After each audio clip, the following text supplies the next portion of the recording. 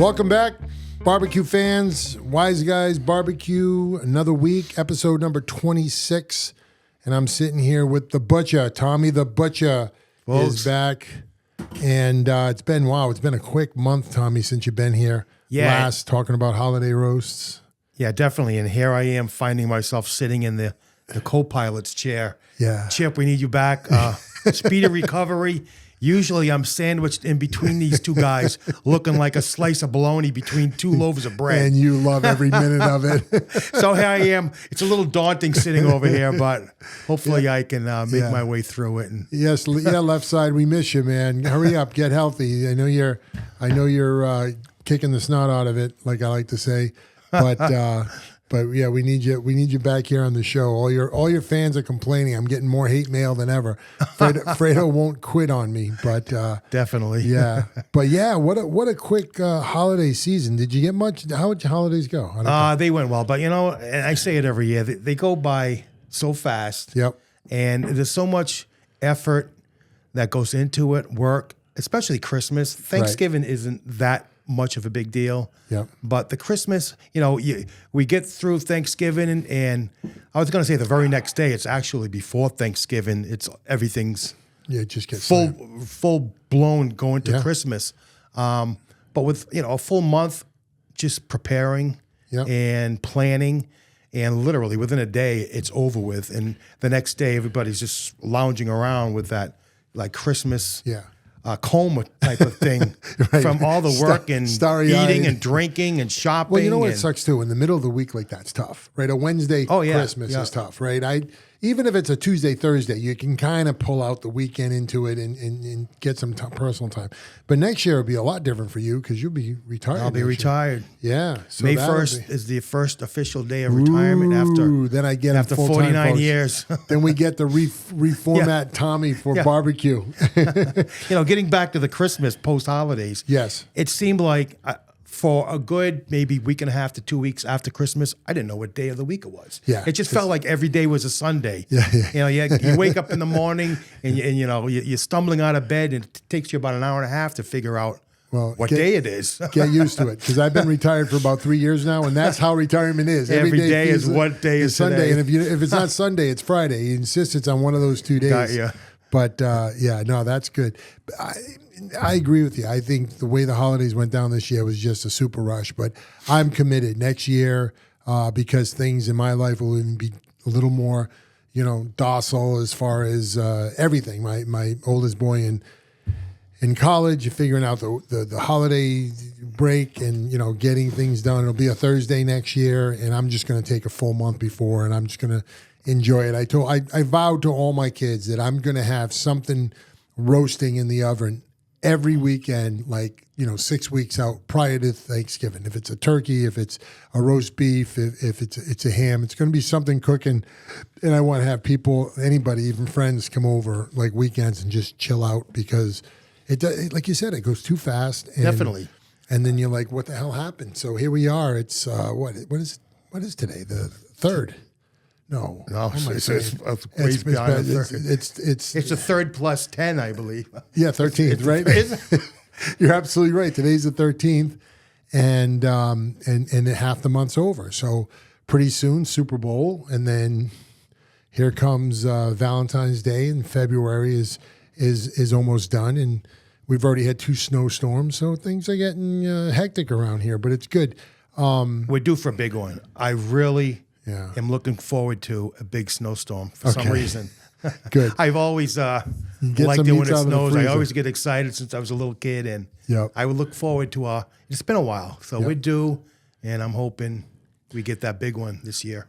Learning in a lot of different younger cooks, it seems like the old guard is falling, where, when you go to competitions, of course, you get your 4 meats, and then you go to restaurants, and they've been cooking at some of those places we've been down to in North Carolina, South Carolina, been cooking it the same for like 60 years. Yeah. But now with these new chefs, they're coming out, they're using all, of course, barbecue traditional meats, but they're adding different kind of flavor profiles and influences, like global influences, really to kick it up a notch. Do you find that in anywhere you go? I haven't experienced that firsthand locally, but there is definitely a trend nationwide for a barbecue fusion type of an approach, Right. where they, expand beyond, like Vinny was saying, they expand beyond the traditional barbecue fare and introduce different flavors, different techniques, but yet still honor and respect the time tradition of basic, traditional, slow barbecue. Yeah, I think you're right. I think locally in New England, I think because we're, I want to say late to the game, but we haven't been doing it for 60 years. So we kind of pay homage to those other states that have been kicking it for 60 years. And we kind of follow the tradition, right? It's these places that have been doing it, for longer than us that are going off on trying different things. And, that's fantastic. I love, I saw on Instagram the other day, I think I talked to you about it. It was pork belly cinnamon rolls. There you go. Yeah. So now there you go, right? Like, cause I saw it at 3 a.m. and I had to get up and read it because what is it? Was it a cinnamon roll that had pork somehow infused into it and it was a dessert, or was it an entree or an appetizer so that's what it was. It was literally pork belly that they flavored with bourbon maple flavoring. And I bought some. I had to buy some so we can play around with it. And what they did with it is roll it into a log, tied it like you did your brajol, and then cut it into like your pinwheels, basically like a cinnamon roll. It looked like a cinnamon roll. And then they reglazed it and smoked it. And then they glazed it again and roasted it on the smoker. And then this is where it got nuts. They made a vanilla frosting drizzle to drizzle on it. So it looked like a huge cinnamon roll, identically, but it was pork and it fell apart. So I don't know what it tastes like. I guess we got to try it. I mean, but that's cool. Like that's something different. That's something fun. And I would love to serve that to my kids. So I want to try it eventually. Yeah, there are a lot of barbecue chefs, pitmasters out there who are really raising the bar, pushing the bar with creativity. Yep. Leroy and Lewis happens to be one of those. Where is that? They're down in Texas. Okay. And some of the things they do are just outrageous with the creativity and some of the ingredients they use. They do this thing with beef cheeks that, just outstanding. Yeah. What do beef cheeks taste like? Are they? I have never had a beef cheek, but apparently it's. Well, I had beef tongue. Yeah. Right. So I've even never had beef tongue either. Yeah. No, I've had that. That's kind of a staple in my. Really? Yeah. Believe it or not, with the Asian cuisine, they have. Yeah. That's something you have to boil for a while initially and remove that outer membrane. Yes, you have to pull the membrane off. Because that membrane. Yeah, that's got to come off. Then it's sliced very, very thin. Yeah. And it's marinated, and then what they do, it's kind of weird. It's kind of like the Australians do, cooking on the Barbie. Oh, yeah. So a traditional, I don't know what it's called. My wife's not here, but they'll sit around on the floor and they'll have like a pancake griddle, and they'll take different kinds of meat. Right, you'll have all different kinds of parts of the cow. Right, the intestines. You'll have the stomach, the tongue, and they just keep cooking it in their marinades, and they'll also have shrimp and chicken. And interesting. It's good because you're pulling it off and you're making lettuce wraps and you're making egg rolls and all kinds of different things. It's fun. So you just basically step up to the plate and do your own thing with the ingredients available, or is somebody doing the preparation? Everything's marinated, so the taste profile's done. Yeah. It's just kind of, think of a Korean barbecue. Right? Oh yeah, you're doing that over a griddle, and you're cooking it up. It's pretty good. They do it. There's different New Year festivals that they celebrate on, and this will be a staple for what they'll do. And what I love about it, it's never announced to me. It's not like, you have Christmas, what Christmas is, and everybody comes for Christmas. This thing will be like a Tuesday night in June. It's like, hey, guess it's New Year, right? Because they do everything by the lunar moons. But Tuesday night, what better?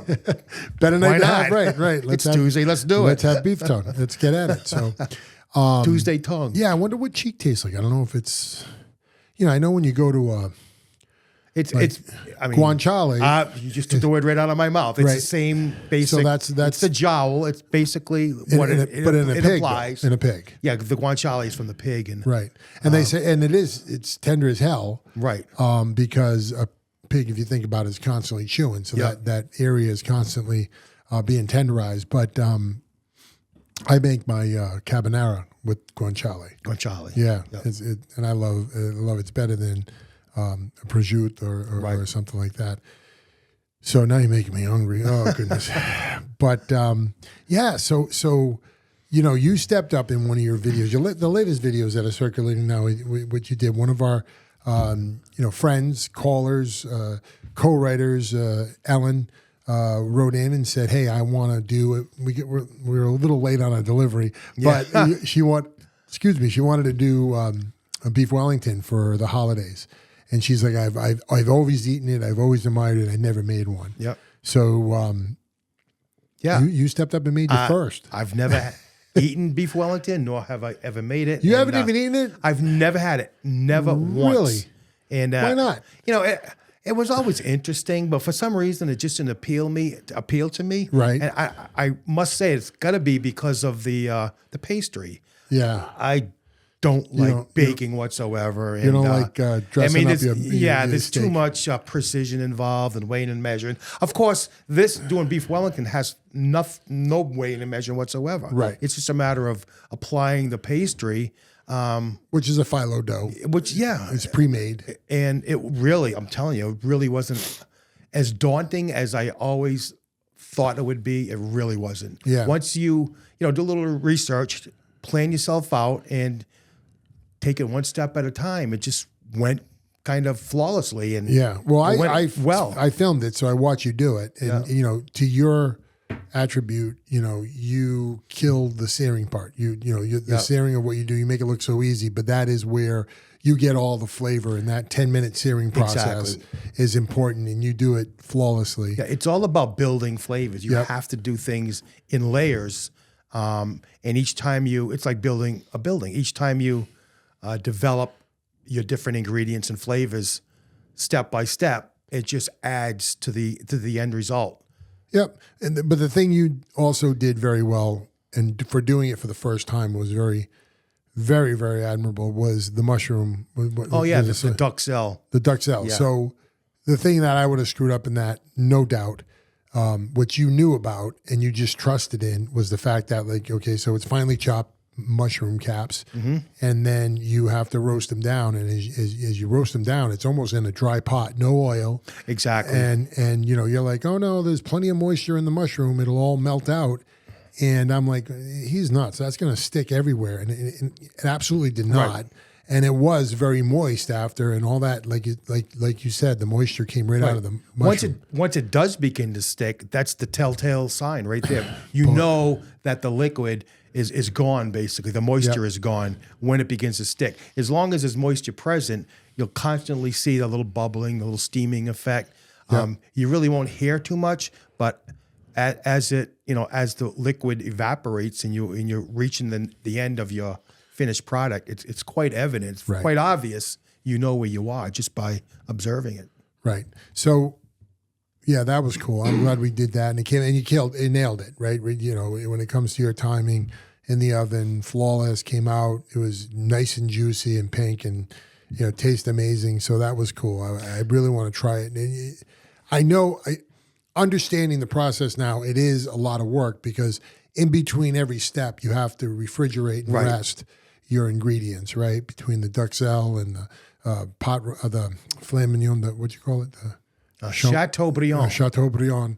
Even your phyllo dough, you got to chill everything and then construct it and then chill it again. And then, so it could take good 2-3 hours, but you're only doing it in 10-15 minute spurts, and then you're like half-hour wait time to chill things. So I definitely want to give that a go for my kids. I think they'd love it. I know both my kids love beef Wellington, but every time they had it in a restaurant. Usually when you have it in a restaurant, it looks like a little baked bun. It looks like a spinach pie full of meat, and sometimes that could be too doughy because you're getting all of it. When you make the Chateaubriand like you made, which is like 4-pound cut of the center, you get that nice 3/4, 1 inch slice. It's so much different. It's so less dough on that. So, that was great. The only thing I struggled with in that process was the the parts when you have the initial part where the tenderloin is wrapped in the prosciutto in the duxelle. Yep. Before the next step, that all has to be wrapped up, rolled up, and refrigerated for a little bit. Right. So there's a technique where you just lay your plastic wrap out and you build everything on top of it. You use the plastic wrap to roll it over. Right. So everything just kind of, it works great. Everything just kind of comes up and over on its own. You're really not struggling with it. And then you reach a point where you need to just tie off or twist off the ends. Right. And to get that package tight and compact, which is very important, there's a technique where they just grab the ends and they just roll it. Right. And as it's rolling back and forth, it just tightens and tightens.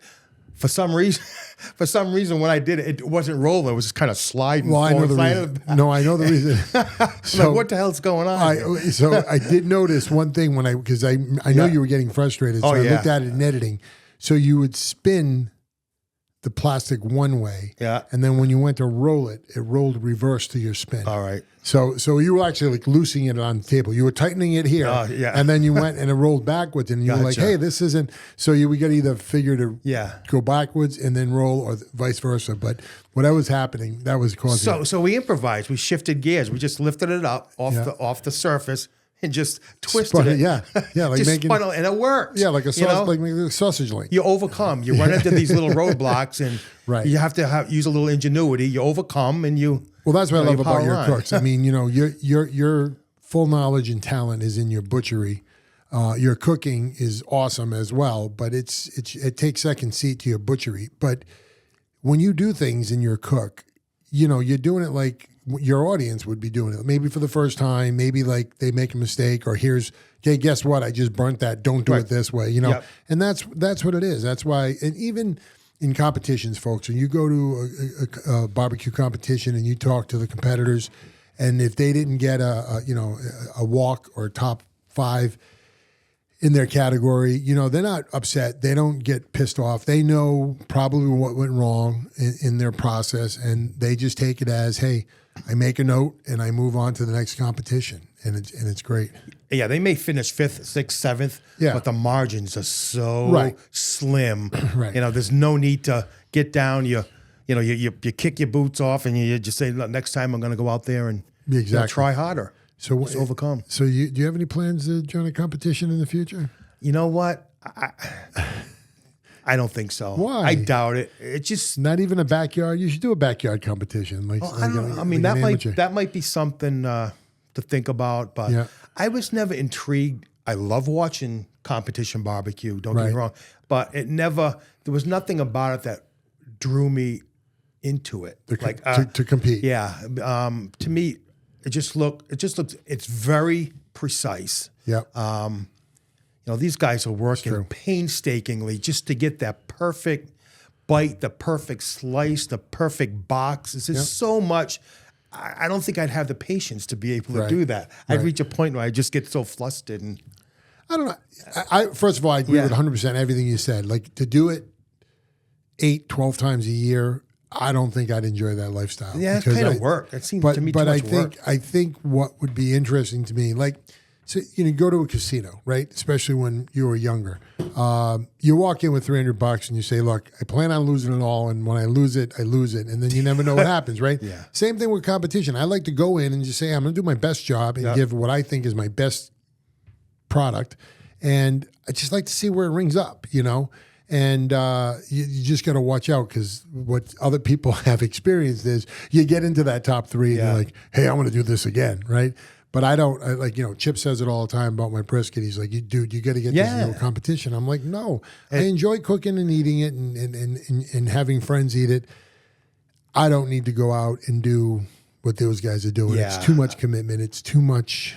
So you feel the same way? Yeah, I think so. Honestly, I think it's too much. Yeah, I think there's a lot about it that I admire, but I don't think I'd like participating in it. It was actually funny. It was what Bob was talking about last week.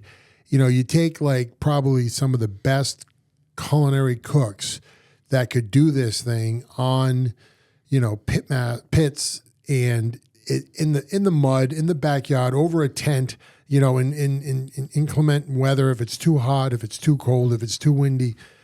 These guys, they just bring it, and they enjoy the camping experience. They enjoy the camaraderie, and all that's great. But to do it like these guys do it over and over again, probably not. Right, and then you're talking a 3-day weekend. Yep. Without any sleep. Yeah, right, exactly. Who's there's sleeping? At least, yeah. I know they probably switch off, take turns, but in the midst of all that competition, where emotions are high, who's going to I couldn't myself. Yeah.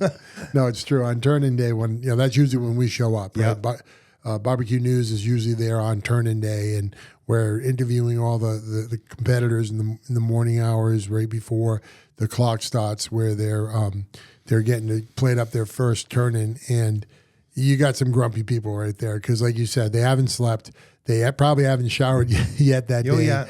And they're in full cook mode, and they're picking their boxes, they're picking their meats, and even their loved ones around them are walking around on tippy toes, and you're coming around asking stupid questions like, "How long have you been cooking these things?" And it's like they want to hit you with a nightstick before they want to talk to you. But I mean they don't, and they don't get me wrong, folks. I've never encountered that. I could see it in their eyes, but everybody's always been super pleasant, and because in the end, that's it's all about bragging rights. It's all about a little bit of popularity.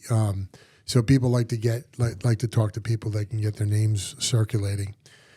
Yeah, but no, I can see you wanting, because I know you do a big cook every year for your family. Yeah, I've been doing one for anywhere from as small as 30 up to 60 one year. Yeah, that's great. That's nuts. So on average, 40 or 50. I didn't do anything last year.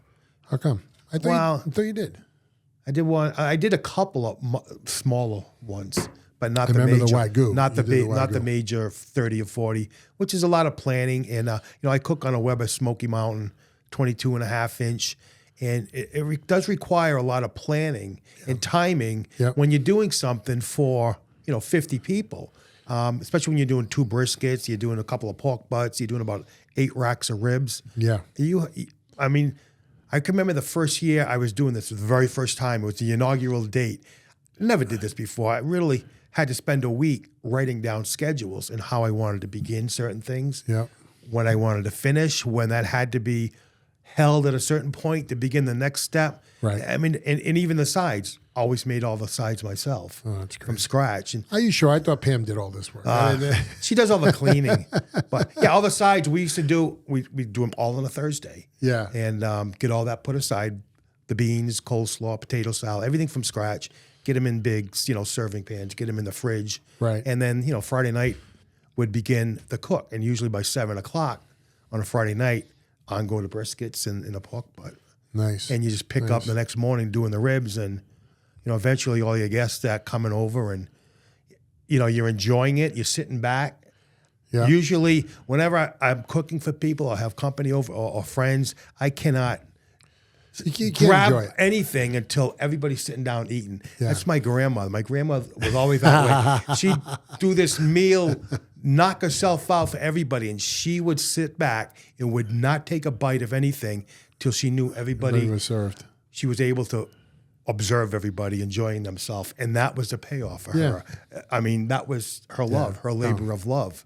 It's true. It is hard to enjoy your own parties. Because I have another challenge in that whole thing. I'm not as cooking. I don't even try to cook like you do. Like, I enjoy doing this, the barbecue. I put the briskets on. I time them out. I get them in the coolers. But I'm not doing, after that, if we're going to have like a 2 o'clock set for a cookout, and I'm pulling my things off the grill 11, 12 o'clock to let them rest until we carve, and my wife does all the carving, I'm done. I want to be done. I want to be, because I'm an alcoholic, right? So I have to drink. Yep. So now I'm walking around with a couple of drinks, and now I feel like I got to catch up. So I maybe overindulge a little bit on the booze, but I want to enjoy myself too. I mean, I like having parties to enjoy my guests at the party, right? Right. And I want everybody to eat and have a good time and enjoy food. Don't get me wrong, but I think it's also fun just to catch up with people. So.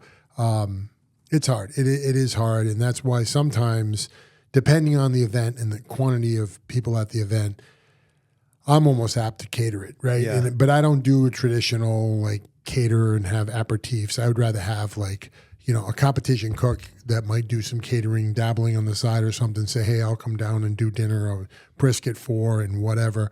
That's what I'd like to do and probably will do this spring. But it is crazy. But yeah. Do you have any plans on what you want to be cooking coming up next, or like what? Well, for the channel, for. Oh yeah, definitely. I mean, there's two things I have on top of my list, and it basically revolves around the concept of comfort food. Yeah. Comfort food. We all have our own ideas of comfort food. Okay. And please, we'd like your comments. If you give us some of your opinions of what are your favorite comfort foods. Yeah. We think of things like, I think of things of pot roast right off the bat. Okay. A nice boneless chuck roast that's been slow braising for 3 hours. And then you reach the point when it's the finished product, you pull it out and it just breaks apart. It just falls apart into pieces. Yeah. And that's what, I mean, I don't know of anybody on the planet who has a problem with that or doesn't like that. And it's something that a lot of people come in and are always looking to do a roast, or I want a pot roast, and they really don't know what cut of meat to get. And I always tell them, any roast can be pot roasted. It doesn't matter what you use, because you're using a slow braising method. So you can do that with any type of roast. You just can't oven roast any type of roast. For example, a boneless chuck roast, which is the best roast for pot roasting, is probably one of the worst roasts for oven roasting. You're just going to end up with a tough, chewy piece of meat. Right. But as far as a slow braise, man, it's just that with a mashed potatoes. It doesn't get much better than that. The other thing, polenta. There's another one. Yeah. Macaroni and cheese. I mean, risotto. You can do it with anything. Yeah. So we want to do a pot roast, and when I'm talking about no crock pots, I'm not gonna diss on crock pots, but they serve a purpose. Yeah. But I've never been one to use one or to rely on one. I'd rather build my pot roast, or build what I'm trying to accomplish through steps and layers. Yeah, it's a lot of work. Yeah, it's a lot of effort. So what are you looking to do then? In a Dutch oven, like? In a Dutch oven, exactly. Yeah. Usually, and you're on the stove a cast the whole time? iron enamel. On the stove for the building prepping process, but once you get everything together, right, and you got that liquid present, right, it goes into the oven. Okay. 3 hours. I usually do about 3 hours. You can go away a little bit less. Yeah. About 2.5, but 3 hours. And man, you're just gonna be. It's another good one like that is an ossobuco. Ossobuco, there you go. Yeah, anything that I've never done an ossobuco. Really? Never done. I did a couple. Never. It's one of my it's one of Sonny's favorites. Yeah. And for sure, I've done a couple, and they're relatively easy. If you can do a pot roast, you can do an ossobuco, right? It's a little bit of a same different concept, same method. Yep, Dutch oven, a little different flavor profile, but and you're not, when you do a pot roast, and correct me if I'm wrong, you're covering it with liquid, right? No, you don't want to. You don't want to have it fully submerged. So you are braising it then. It's like 2/3. It's about 3/4 the way. Yeah, you want some of it. That's like an ossobuco. You want to have at least a good quarter to a third out, so it's braising, not boiling in the liquid. Right. And there's one thing I don't do, and I encourage all our viewers not to omit this step if you are doing it. Whether it's a pot roast, whether it's beef stew, there's no need to flour the meat beforehand. All that's going to do is going to have a tendency to burn, because if you're doing, if you're browning off stew meat, for example, to build a stew, you're most likely browning that off in stages. You're not going to crowd that pan with all the meat. Right. It's going to end up steaming. So if you're doing a layered approach where you're browning off 4 batches of meat and you're flouring that meat, even if you're dusting it off and it's very light, eventually it's going to start burning. Yep. And you're going to have a lot of burnt residue in your pan. Not only that, the flour will obstruct the caramelization process of browning the meat, which is called the Maillard reaction. Right. With that flour present, it's just acting as a barrier. It's just not going to. It's obstructing that. So you're taking these steps and all the. It's just. So do you make a roux first, like with the flour, or do you do it at the end? If people are going to use a flour, generally they're probably doing it to thicken the juice, but that can be done at the end. Very simply, whether you do a roux, introduce a roux, or what they call a cornstarch slurry. And all that is equal parts of cornstarch and water. And that will, in my opinion, will give you the best result because it won't make your gravy like cloudy, a little bit opaque. Cornstarch slurry will keep it like shiny, and you give it a sheen, and you can clear. control that, right? You so can control it. You can pour that in as needed. Just put a little bit at a time, and just keep playing with it until you get the finished product you're looking for. So after you were done with the beef Wellington, you cut me a couple of filet steaks. And, we had them, and we were like getting nervous because we didn't cook them that fast. So I was like, "Oh, we got to get these cooked." So I cubed them, and I actually went. So this is a bad trick. I won't even introduce it to my audience. But we ended up having all these. You got to whisper it in my ear. No. So I'll do it. If you ever go to Baja's and you get their loaded nachos, ask for all the stuff on the side. So I don't want that. Can you put it on the side? And they give you a ton of it. So you get home, you have like chopped peppers, chopped onions, chopped jalapenos. And like we mix them in with salads and we'll use them on different things like that. So we had some of that in the oven, in the fridge. So what I did was I took out my chunks of filet and I quickly did some onions and and the peppers and stuff, stir-fried them in a little bit of oil and a little bit of wine. And then I introduced the meat and then I caramelized the meat. And then that was just friggin' delicious because the filet was so tender. Tender, man. So I know you can do whatever you want. Would you ever put filet meat in a beef stew? Absolutely not. I wouldn't do that. Yeah, no. Why? Too tender? It'll fall apart, or it'll be tender, but there's no fat present in a filet. I like fillets, but it's not my best cut of meat. You like something a little more. I'd rather. Anything from the ribeye, bone-in ribeye. Yeah. To me, that's my go-to. That's my favorite. I've seen people do things with brisket like that too, either a beef stew or a chili with brisket. Or even, the big thing now is brisket ground beef. Yeah. Yeah. What are they doing with that? Making meatloaf? Just grind it. Yeah, and they make burgers, meatloaf? that type of thing. But you'll see that a lot. You'll go into restaurants and you'll read their menu, brisket, short rib, yada yada. I'm like, come on, really? Right. No, I doubt that. Yeah. So that's cool. Yeah. No, I want to. So I'm having a hard time, and I argue with my editor, our editor. I shouldn't say my editor, our editor, and like I'd like to do some of those comfort foods, like you're saying, and I'd like to introduce to our audience a beef stew, and I would even say like a chowder, right? Especially being from New England, but it doesn't resonate back to barbecue. So like, what are you doing? Like, how do you get it back to barbecue? Now, of course, you could do some barbecue meats into that beef stew, but I don't know what you do to barbecue something into, like you barbecue the corn and put the corn in the chowder or something. I don't know. Smoked clam chowder. You smoke the clams? You can smoke clams. I've seen. Really? Yeah. I have not. I know smoking seafood is a really quick, fast approach. Yeah. So you're not going to be spending 8 hours smoking a couple of clams. Well, I've cold smoked salmon before. I've actually cold smoked and eaten raw like a salmon, 100-degree smoke tube inside the pellet smoker with the fan running over it, and you can keep it about 100 degrees and get a full smoke on a salmon and still have it be raw, and then you can cut that thing for sushi or whatever you want for it. So it's doable. I've done it with butter. I've done it with salt. You can smoke any of those things cold, but I don't know.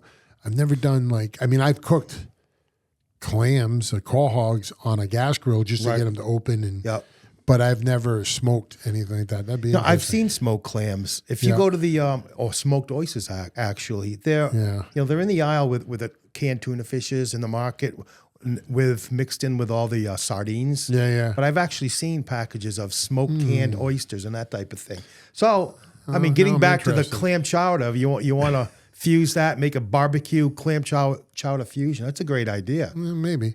I say maybe just because there's so much. Right. I'm not saying it's a bad idea. No, of course it's a good idea. I'm just saying get to it. Like I just like that as a comfort food, but there's so much other stuff to cook.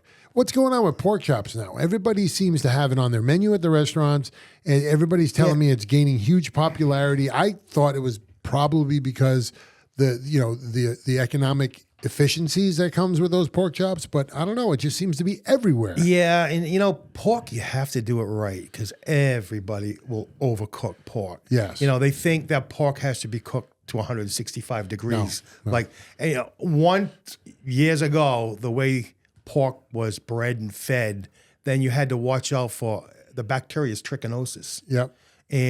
But that was a little more prevalent in pork products and in the pork industry going back 50, 60, 70 years ago.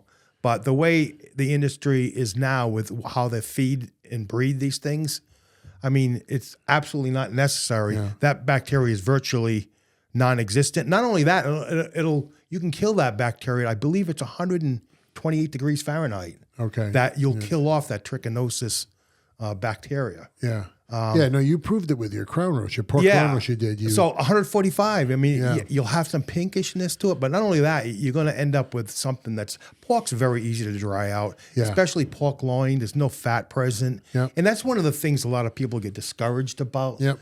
I had one of my aunts, she messaged me not long ago. She goes, and I thought she was looking what cut of pork for pork chops. Anything I can use with pork chops because mine always come dry and da-da-da-da-da. Yeah. So I kind of responded to her what to look for and what to get. Little did I know she was asking me what to use for flavoring agents or tenderizers or marinades, that type of thing.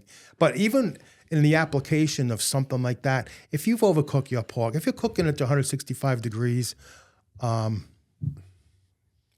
pork loin, now we're only talking about pork loin because there are some cuts, shoulder cuts, you have to take it to high temperatures to break that down and get it tender. They're huge. Pork They're loin, like pork bone tenderloin, 145 degrees, you're perfectly fine. Nothing to worry about. Yeah, I've seen a trend that I see that I actually don't, doesn't appeal to me is you'll go into a restaurant and it's usually Italian restaurants and they'll do like a stuffed pork chop Oscar. And so here you go. You got this huge like double bone piece of pork chop. They butterfly it and they stuff it with prosciutto, gabagool, kind of different meats. Now the Oscar is just crab on the top with the hollandaise sauce. And is there asparagus with that too or something? Yes, just crab and hollandaise. That's right. Yes, yep. No, and you're right. They do asparagus too. But you know why they do it? Because here's the problem they make. If they don't get a big enough cut, when they butterfly it, it's too thin. And then they stuff the hell out of it. So now they have to trying to build it up. Well, they have to overcook the pork chop to get everything inside hot. So now you have this dry, thin piece of pork on the outside of this wonderful inside, and then they put the Oscar on top just to kind of get some moisture back into it. And it's like, dude, you would have been better off just bringing me a nice double cut piece of pork with nothing stuffed in it. That sounds like way too much going on. Yeah, way too much. It is. It absolutely is. While we're talking about pork, one of my favorite ways to do pork chops, and I don't know, I'm sure a lot of people do this, maybe not. I do mine just like a chicken cutlet, where you're actually doing the breading process. Right. Now you can use boneless chops, bone-in chops, whatever. You're better off using something maybe half-inch thick or less for this type of application. Anything thick just won't work that well. But you just do the flour, the egg wash, breadcrumbs, sear it in a pan to get a little color on it, and finish it in the oven. Yeah. That's my favorite way for pork chops. Yeah, so it's like a breaded pork chops, like a chicken cutlet or pork cutlet. Milanese. They call that pork chop Milanese. Yep. And I've seen it in the Milanese is they take that 3/4 inch and they pound the shit out of it. Oh yeah. So it ends up coming out like that big. Yeah. Right, and it's huge with a little bone off the end. But they do the same thing, like Looks you like said. a snow shovel. Exactly. But it's nice and thin. It's crispy. Yeah. I like it. I do enjoy that, and I actually enjoy it with like a fresh lemon squeezed over the top. Yeah. So, no, that's great. I mean, so I'm looking forward to the next the next cook we do. I think we should give it a go with the pot roast. Yeah, for definitely. sure, and get that out there to all. And of course, we've discussed the fried chicken as well. Yeah. You know what else we discussed, which I now firmly disagree with you, is I went to Five Guys the other day, and their fries Oh, really? Not good. Not I good. love Five Guys fries. I could take a beat. I mean, I'm in the minority at home with that too, so I feel at home now. Yeah, there you I go. think I'm the only guy at home who likes Five Guys, and they're all big McDonald's. Yeah. But, no, McDonald's fries I like, but not. And Five Guys is not there for me. You know so whose fries I really liked a lot? Cursing you when I was eating my fries. Wright's Farm. Chicken Farm. Yes. Their fries are, there's something about them fries. And they've been the same way for 50 years. Yep. I think the same oil is in the fryer is from 50 years ago. Yeah. But their fries are just to die for. They're the best. Well, folks, thanks for joining us for another week of Wise Guys Barbecue. I know we didn't get to too much barbecue news today, but we got to a lot of cooking tips. So thank you, Tommy, for all of that. And thanks for being my sidekick this week. We are going to see you when you do that pot roast on the videos. And that's going to be fun. And check out, please, subscribe, please, if you're still listening right now. And also check out at the end of the video, we'll have some videos up of Tommy's cooking, making that beef Wellington and his prime rib. His prime rib, standing prime rib, killed it. That video really took off. And, another one, it's a struggle with you because I don't know if people appreciate more your butchering information or your culinary techniques. Because, your other one that did well was the difference between prime and chuck.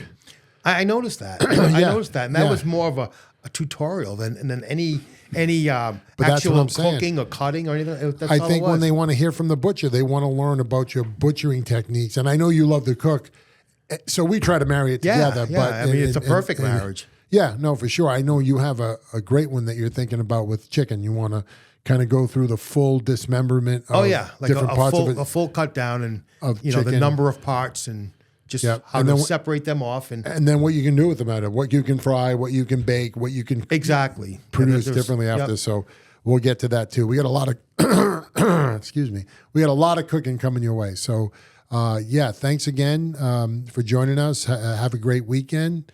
And that's it. Anything you want to say goodbye to? No. You're good? That sounds good. All right. Good. Adios, See you next folks. time. Take care.